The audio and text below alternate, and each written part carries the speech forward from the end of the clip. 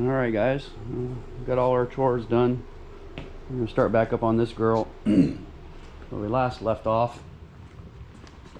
I had taken the motor apart to do some mods to it.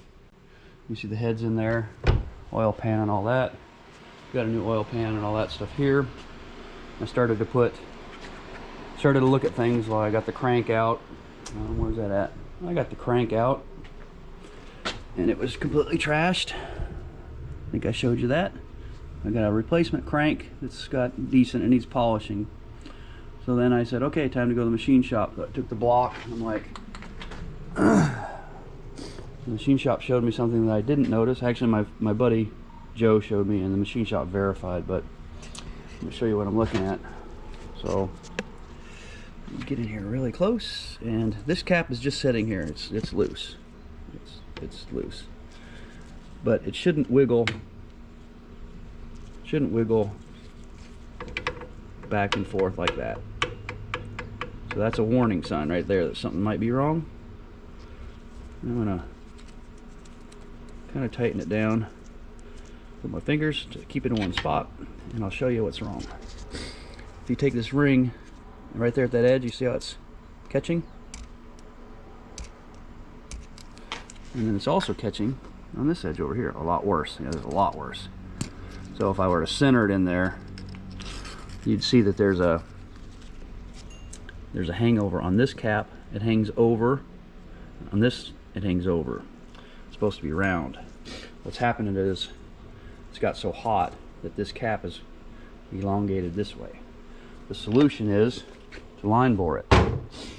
So, you know, you put your well, we were going to put studs in the mains, so you put those in, and they have a machine that comes in. It's actually a milling machine that comes in sideways and cuts just a little tiny out of this, just a little bit, and then that same machine has to come in here with these locked down, has to come in here and do the same thing. Well, these have to fit snugly this way to locate that bore line.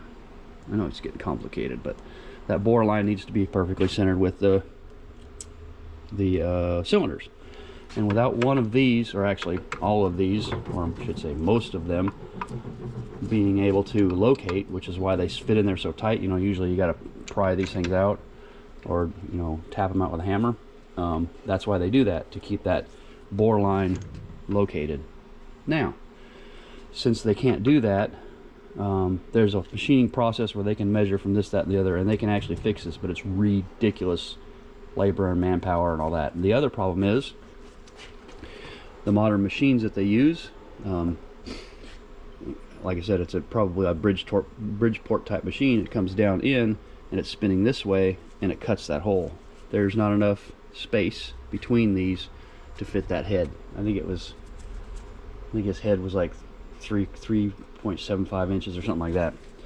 Now, you've heard the term line bore. Well, if these are located, then you can put the big long bar in with stones in it and regrind these. What you do is they cut the you know, to fix these holes when they've got little small problems, like maybe a bearing spun or something. What they do is they trim a little bit off of this right here. They just machine just a little bit off this surface, a little bit, and then they put it back in here when it's properly located, not like that. Then they run the big bar through here, that's the line bore, and it cuts that hole the right size again for the bearings to fit, so that the clearance around your crank is right. Can't do that because of this problem right here. Every one of them is fried, and also probably leads, the center one is really bad, probably leads you to believe that, I mean, look, you can see I don't know if you can see that gap, but that is a pretty large gap right down there on that. See that gap? That's ridiculous for something that's supposed to be snug.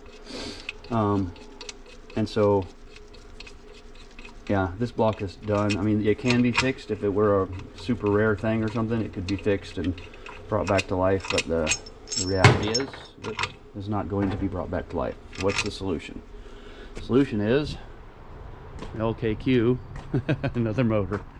Now this one's supposed to be a runner driver. Supposedly was pulled when it had 45,000 miles on it. Looking at it, I find it hard to believe. 45,000, it should be almost pristine. That's not even a 2 years worth of, year and a half worth of what they consider normal driving. I can show you, hopefully without showing you silliness, but they're 755 plus $100 core. I'm going to keep my AEB head so I can't get a core.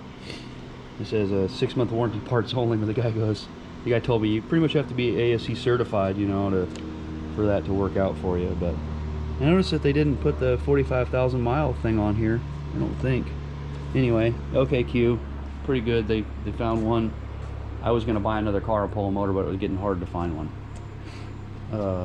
You buy a car for $1,000 that that's 23 years old usually, but a lot of the guys are always already doing that. So anyway, that's the update. What I'm gonna do is get this guy out, and that's gonna be the beginning. I'll get her cleaned up, power wash, tear it apart, and we'll start when we get it to this stage, basically, and start replacing our main studs. My buddy the machinist Joe said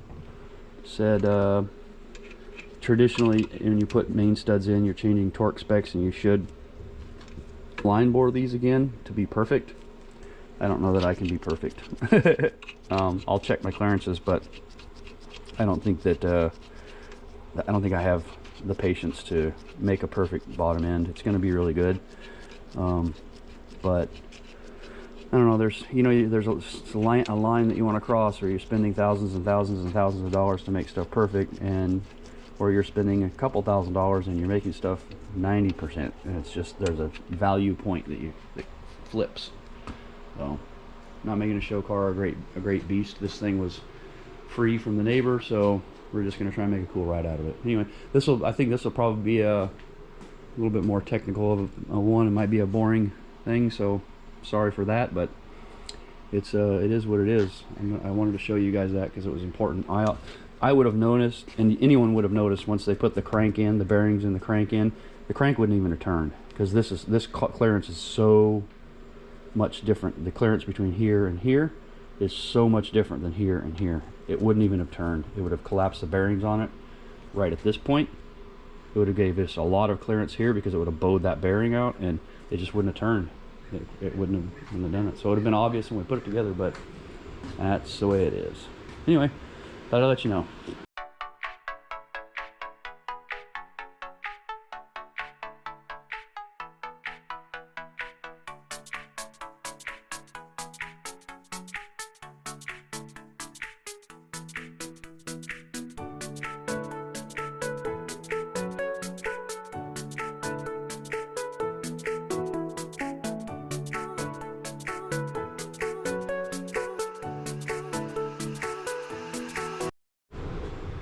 Well, I was going to try and do a cool time lapse of getting out of the truck and onto the engine stand, but I didn't realize, I didn't pay attention enough. I got to get this flywheel and clutch and stuff off.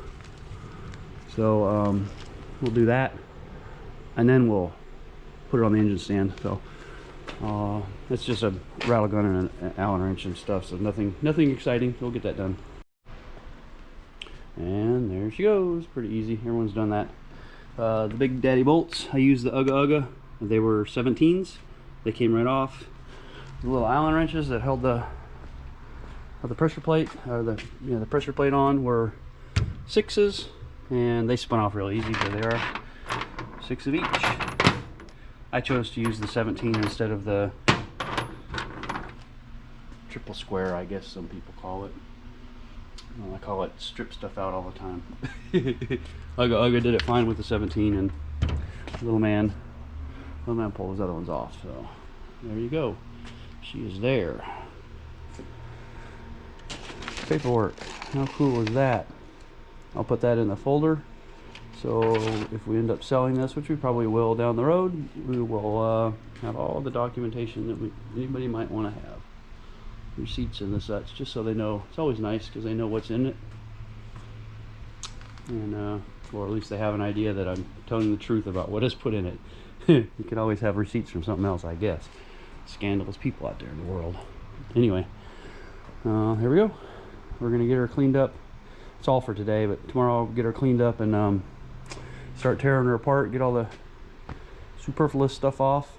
I'm gonna keep it separated from the other stuff so that I know, you know, these bolts were for this one. I don't have like, where do these extra bolts come from? Anyway, all right, next step.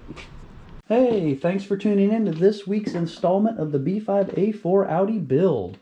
Tune in next week for the next installment. Hope you enjoy this series and have a great time working on your cars.